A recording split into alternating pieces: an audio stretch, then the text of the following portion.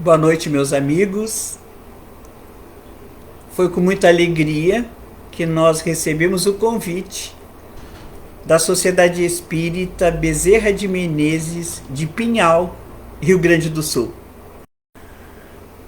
Nós estamos então nestes minutos para refletir sobre os relacionamentos saudáveis. Que Jesus nos ampare, a espiritualidade nos assista, para que todos nós possamos, nestes momentos,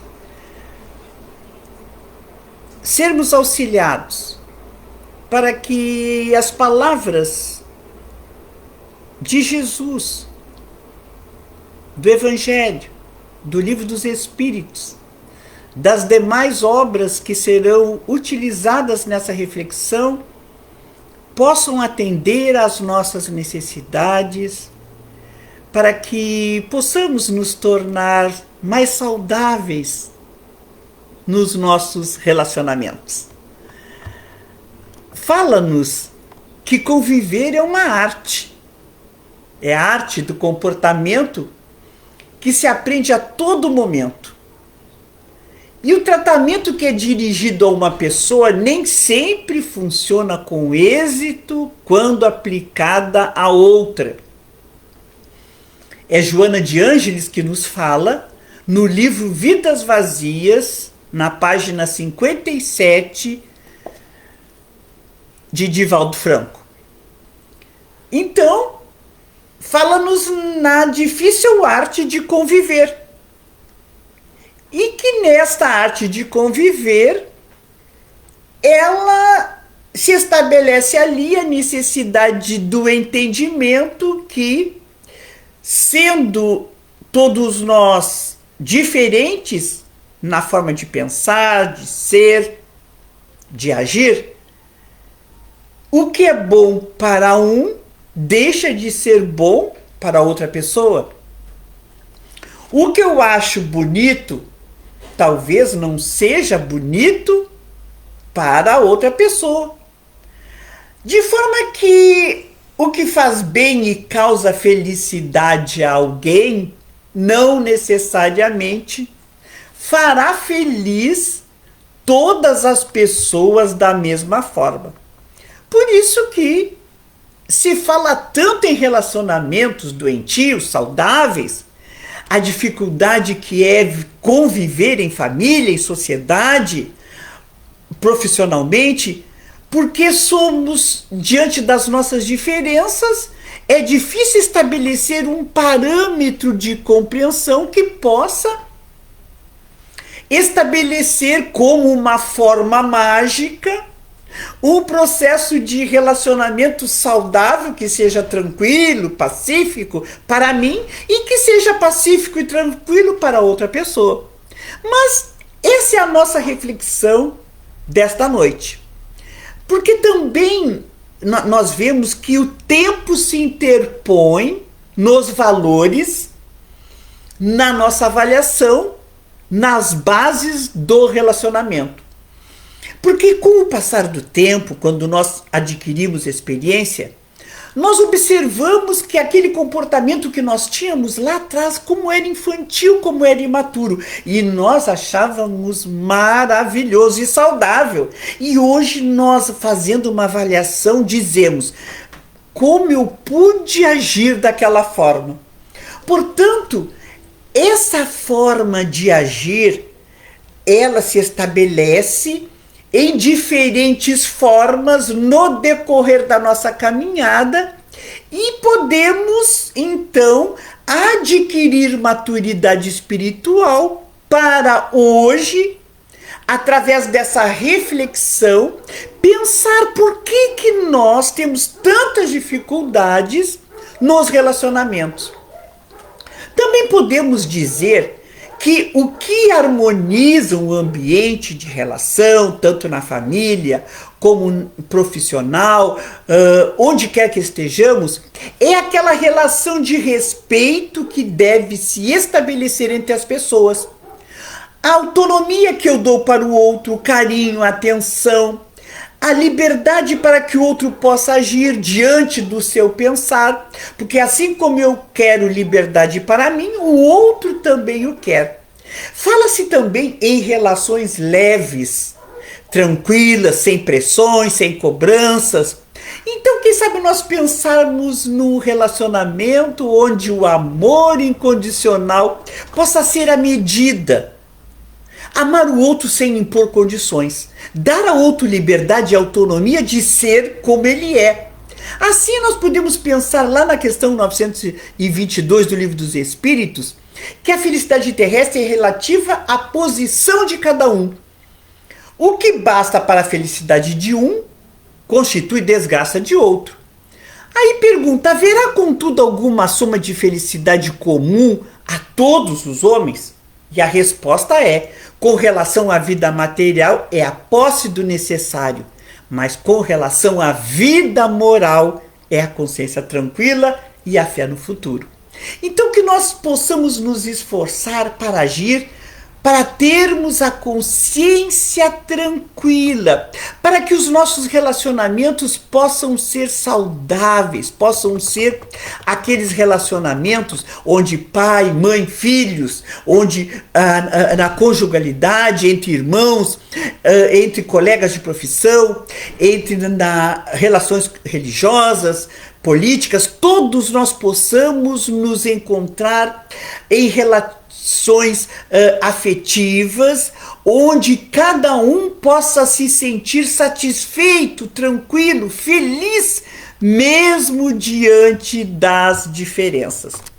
Mas nós entendemos e sabemos que para um relacionamento ser saudável, é preciso que nós entendamos que muitos sentimentos se interpõem na forma como nós agimos em relação ao outro. Se nós estamos com medo, muito magoados, em dúvidas, nós, além de causarmos intranquilidade, conflito no relacionamento, nós podemos também sofrer somatização, causando-nos problemas sérios, porque conforme a intensidade do dano que a mágoa causa no nosso organismo físico, ela pode interferir certamente nos estímulos nervosos, nas funções do nosso organismo. Então nós começamos a sentir irritabilidade, ansiedade, agressividade, tudo em função de relacionamentos, de dores reprimidas. Então é hora de nós pensarmos e refletirmos quais são os sentimentos que estão se interpondo na nossa vida de relação. Já que nós sabemos que a doença, quando se manifesta no corpo físico, ela teve início há muito tempo. Muitas vezes, provavelmente, naquele tempo lá atrás, onde nós nos descontrolávamos emocionalmente, onde nós nos deixávamos contagiar pela tristeza, pela inveja, pela mágoa, pelo ódio, pela culpa. Então, diante destes sentimentos nocivos, nós causamos danos ao nosso organismo. É hora então de modularmos os padrões dos nossos pensamentos e de oportunizar a reflexão, mostrando-nos que precisamos pensar: por que eu estou me sentindo desta forma? Por que eu estou triste? O que eu posso fazer para modificar esse padrão de sentimento, essa forma de agir? Já que nós sabemos que a nossa vida é feita de desafios e que cada fase do nosso desenvolvimento tem inquietações e dificuldades, tanto na infância, na adolescência, na adultez, na velhice, o conflito sempre surge, porque a nossa vida é cheia de escolhas. E estas escolhas, estas decisões, muitas vezes perturbam a forma como nós agimos em relação a outra pessoa ou em grupos. Então, já que os conflitos eles fazem parte da natureza humana, precisamos pensar como nós precisamos agir quando nos sentimos diante do conflito que está nos causando dor ou perturbação na convivência. Quando Jesus foi visitar Lázaro, ele era amigo de Marta, Maria e Lázaro, que eram três irmãos.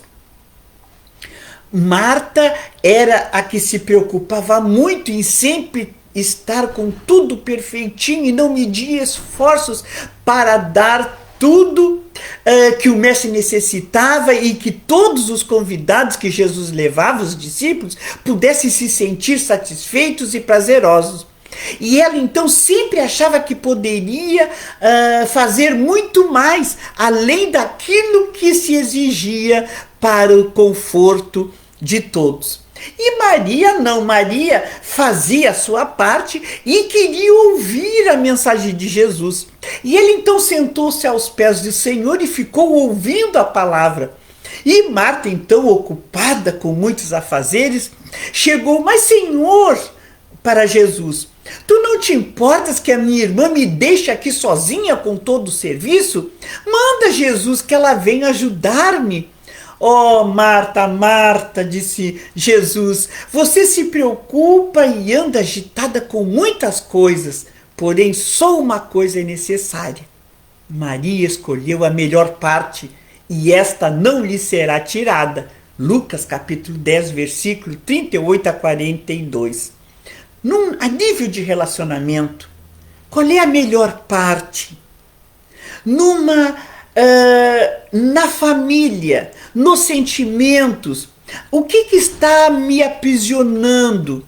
As coisas materiais, a forma como nós agimos com vinculações apenas o que a materialidade exige, ou eu estou voltando os olhos para o que é espiritual, para as conquistas do espírito? Então, quando Jesus disse que ela escolheu a melhor parte, certamente a nível do conhecimento, a nível da reflexão, a nível do autocrescimento, Maria escolheu a melhor parte. Quais são as nossas escolhas como homens encarnados aqui na Terra, como homens dotados de livre-arbítrio, como homens que possuem liberdade de decidir? Nós estamos diante de momentos importantes, decisórios na caminhada evolutiva. E dizem os especialistas que nós estamos diante de cerca de 1000 decisões por dia. Qual é a rua que eu sigo, o que eu como, o que eu visto? Diante de todas as nossas decisões, imaginemos nós quais as nossas prioridades. Quais são as nossas escolhas para dar saúde às nossas relações? Eu, em primeiro lugar, a minha vontade em primeiro lugar, o outro pode esperar. De que forma nós estamos agindo? Com orgulho, com egoísmo? Ou nós estamos dando ao outro o direito de ser como ele é? Quando nós nos deixamos, então, envolver pela espiritualidade, nós nos levamos àquela forma de que o jovem diz, eu quero uma relação leve. Então, quando nós escolhemos a melhor parte, nós damos aos nossos relacionamentos leveza. Nós articulamos o bem-estar, porque nós escolhemos a melhor parte, que significa fazer com que o outro possa ser como o outro ainda é, sem as exigências daquilo que eu acho que deve ser perfeito. Quando Joana esteve conversando com Jesus na exigência para que seu esposo pudesse atender às suas expectativas, Jesus diz: quem sentirá mais dificuldade em estender as mãos fraternas? Aquele que atingiu as margens seguras do conhecimento com o Pai, ou aquele que ainda se debate entre as ondas da ignorância e da desolação? A sabedoria não extermina as paixões, transforma-as. Porque o Pai não impõe reforma aos seus filhos, esclarece-os no momento oportuno.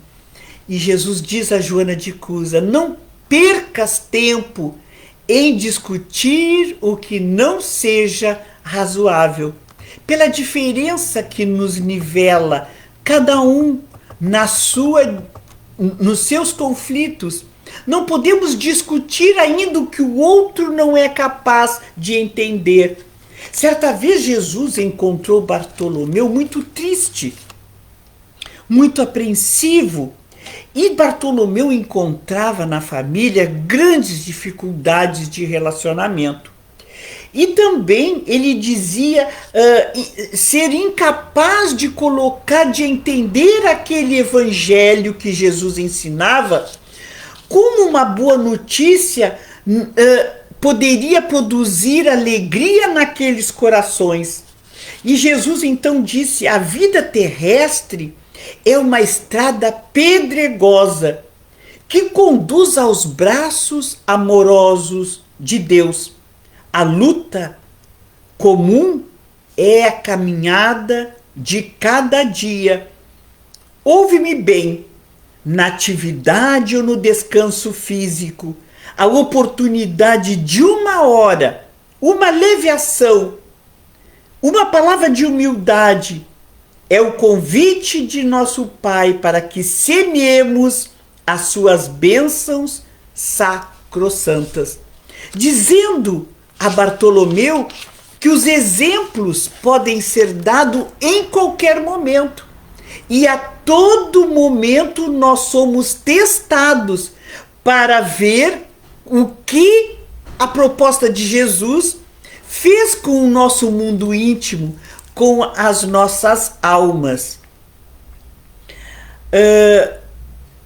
O Evangelho exige de nós fortaleza permanente? Pergunta Bartolomeu a Jesus. A verdade não exige, transforma. O Evangelho não poderia reclamar estados especiais de seus discípulos, porém é preciso considerar que a alegria, a coragem e a esperança devem ser traços constantes nas suas atividades de cada dia. Mestre, não será justificável a tristeza quando perdemos o nosso ente amado? Aí Jesus coloca que a morte do corpo abre as portas para um mundo novo para a alma, porque ele também tinha perdido a sua mãezinha, que talvez fosse o único elo de compreensão na sua casa. Ninguém está órfão sobre a terra, porque tudo é de Deus e todos somos seus filhos. Seja o semeador da paz e da alegria. Ele morava em Canaã, era na Galileia, mas era distante. E já era tarde e ele foi para a sua casa. Quando ele foi para a sua casa, a caminho, ele começou a se recordar de todas as razões que haviam lhe deixado triste. E ele começou a pensar: por que eu estava tão triste? Lembrou das dificuldades econômicas e ele pensou: mas isso não é motivo de tristeza. Pensou nas dificuldades, nos contratempos da vida e ele pensou: mas eles não conhecem Jesus. Insucessos materiais podemos contornar. E assim ele foi pensando, até que ele, vendo a natureza em festa, ele pensou para consigo mesmo: eu não tenho motivos para ser triste. Quando ele abriu a porta da sua casa, os seus irmãos dirigiram-lhe impropérios, acusando-o de mau filho, de vagabundo, de traidor da lei. Bartolomeu recordou o evangelho e sentiu só que ele tinha alegria para dar aos seus irmãos. E ao invés de reagir asperamente, como ele fazia no passado, ele sorriu-lhes com bondade e seu velho pai acusou igualmente, escorraçando-o. O apóstolo, portanto, achou natural. Seu pai não conhecia Jesus como ele conhecia. De forma que, naquele momento, depois de repousar alguns momentos, pegou as suas redes velhas e demandou a sua barca. E lá no outro dia, teve para todos os companheiros de serviço uma frase consoladora e amiga. Bartolomeu havia convertido todos os desalentos num cântico de alegria ao sopro regenerador dos ensinamentos do Cristo. Todos ficaram admirados, porque Bartolomeu era um outro homem. Então, relações saudáveis. Os discípulos de Jesus não eram espíritos perfeitos. Eles eram propensos à prática do bem. Jesus acolheu a todos com amor. Diante das suas dificuldades, antes de Bartolomeu despertar para a necessidade da mudança, de aceitar os seus irmãos como ignorantes ainda da lei de Deus, ele, agora transformado, passou a entender a vida de uma outra forma, numa linda oportunidade de servir a Jesus e a causa do Evangelho. Pode o homem gozar de completa felicidade na terra? Não. Por isso que a vida lhe foi dada como prova ou como expiação. Dele depende a suavização de seus males e de ser tão feliz quanto possível na terra. Na nossa vida de relação, nós vamos ter muitas incompreensões, porque ainda não nos é possível viver a felicidade, mas depende de nós suavizar os nossos males aqui na terra. Mas como vamos dar conta de tantos desafios? Como vamos entender todas as circunstâncias? Quando nós vamos saber escolher diante dos desafios, diante das oportunidades de melhor servir?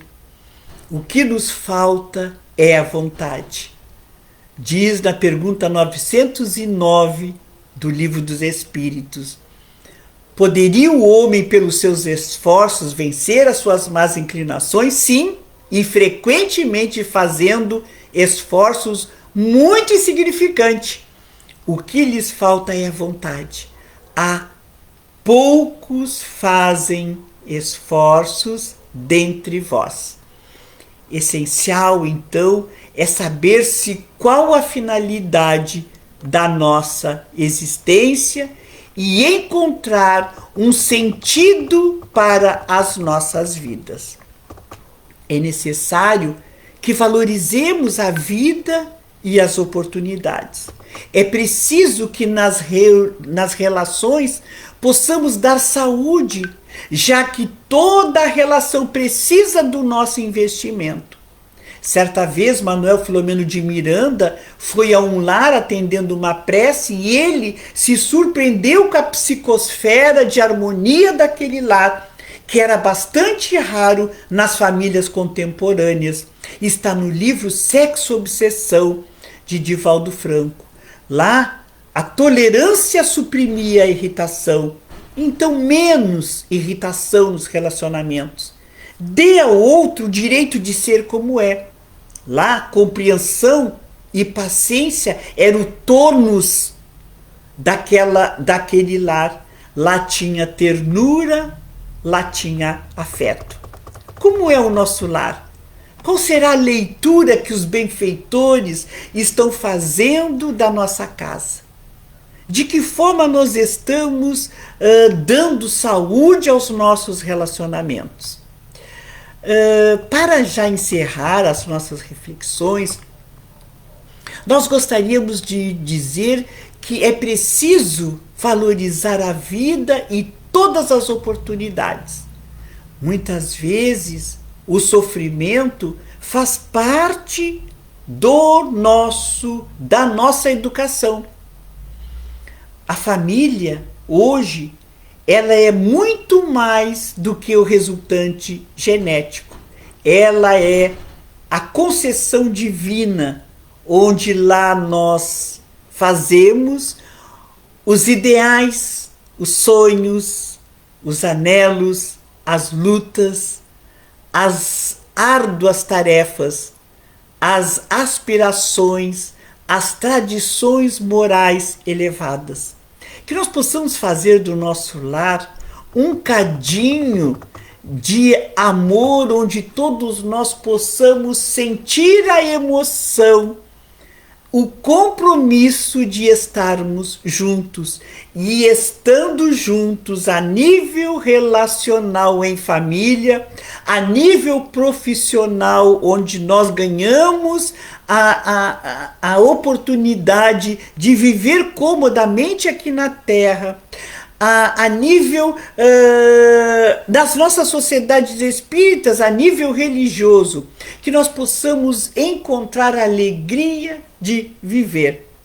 Tem um texto que uma amiga minha enviou de Uruguaiana, chamada Eva Nelly. E ela diz o seguinte sobre a emoção de estar vivos e da emoção dos relacionamentos. A emoção é a vida, é o encontro de despedida, mas também o encontro de chegada, da saída, é a saudade, é a gratidão marcada pela alma que ama, que acolhe, que pacifica e serve a quem necessita. Emoção é esse encontro.